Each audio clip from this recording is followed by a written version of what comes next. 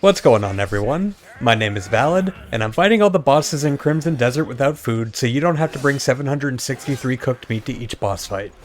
Today, we'll be fighting Hornsplitter. Hornsplitter has quite a few combos using both melee with a sword and range with his Wind Arc attack. His first two combos I'll be covering together since they're practically the same thing. Hornsplitter has two melee 2-hit combos. The first hit of both combos starts with him doing a spinning horizontal slash, and then following up with a second hit that can either be a horizontal or a vertical slash. Right after these combos are the best time that I've found to punish him, and on top of that, the first swing of these combos I've also found to be the easiest attacks to get a perfect guard off on.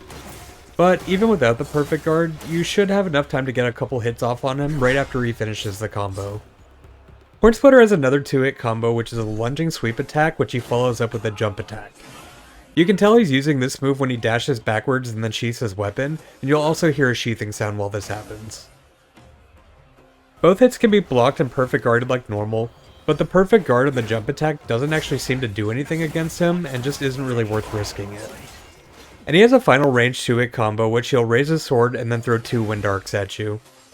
Even if you block the Wind Arcs, you'll still take damage, but the damage is practically nothing.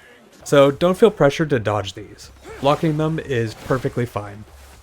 Hornsplitter only has a single 3-hit combo, which starts with a forward slash, and then follows up with a horizontal slash, and then he jumps back and throws out a Wind Arc. You can tell this one's not one of his 2-hit combos due to him starting with a vertical instead of a horizontal slash, which you'll want to pay attention to so you don't start trying to attack back during his jump and then eat a full damage Wind Arc. He also has a single 4-swing combo, which starts the same as the other combo with the forward slash, but he'll do 3 fast swings back to back, a short delay, and then one final swing. The main thing to remember here is to expect the 4-swing and don't put your shield down prematurely. Hornsplitter also has 2 unblockable attacks which you'll be able to tell when your shield begins glowing red, and you'll hear the sound of a sword unsheathing. In order to avoid taking damage, you'll need to dodge at the right time during these attacks. And you can tell which move is which by his wind-up animation. His first unblockable move is a jump attack followed by a Wind Arc. The animation to look for on this one is if he holds his sword out to his side before he leaps after you see your shield glow red. You'll want to wait till he's actually leapt and then roll to the side to avoid the hit. While the jump attack is completely unblockable, you can actually still block the Wind Arc afterwards for the reduced damage. His other unblockable move is 2 Wind Arcs followed by a lunge.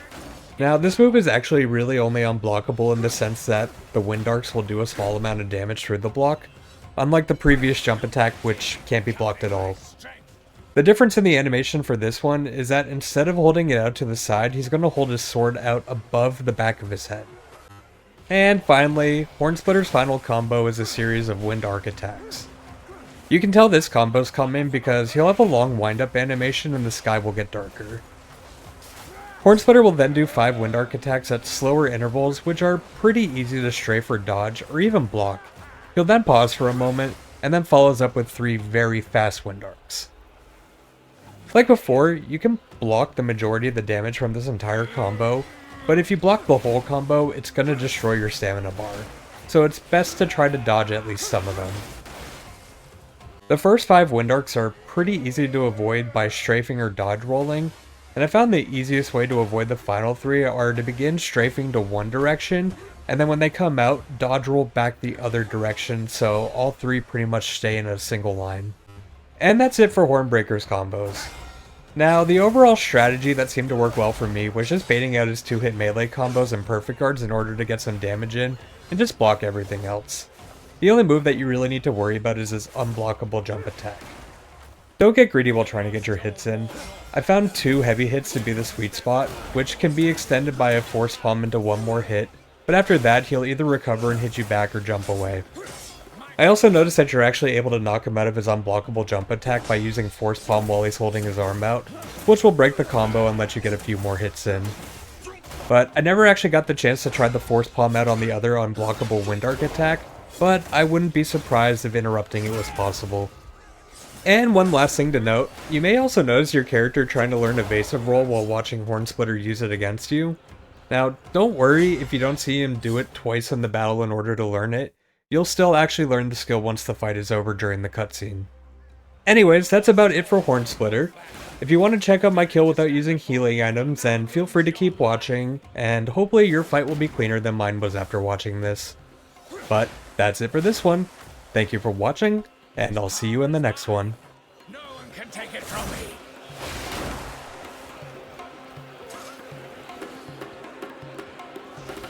Mighty power.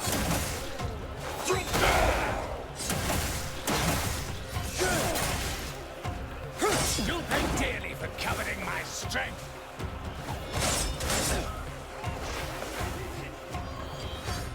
Your life is nothing but fodder for my brain.